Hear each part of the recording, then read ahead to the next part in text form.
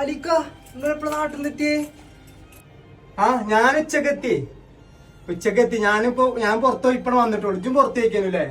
പിന്നെ എന്താ നാട്ടിലത്തെ കുടിത്തൊക്കെ വർത്താനം എന്നിട്ട് മറ്റും കുട്ടികളെ പെണ്ണുങ്ങളെയും കുട്ടികളൊക്കെ വർത്താനം സുഖല്ലേ? അത് നാട്ടിൽ ഭയങ്കര മഴയുണ്ട് പറഞ്ഞു അല്ലേ? അൽഹംദുലില്ലാ നാട്ടിലൊക്കെ സുഖമാണ്, അങ്ങനെ പോണ്. നല്ല മഴയുണ്ട്.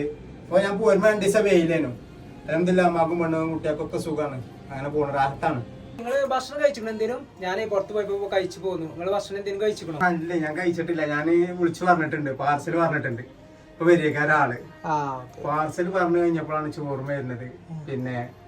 പിന്നെ പേഴ്സിൽ പൈസ അല്ല.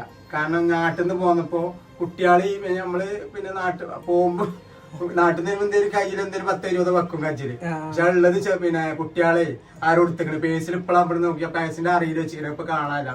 അതിന്റെ 10 രൂപ ഉണ്ടെങ്കിൽ ആദ്യം വേണ്ട. ഒരു മിനിറ്റ് ഞാൻ നോക്കട്ടെ.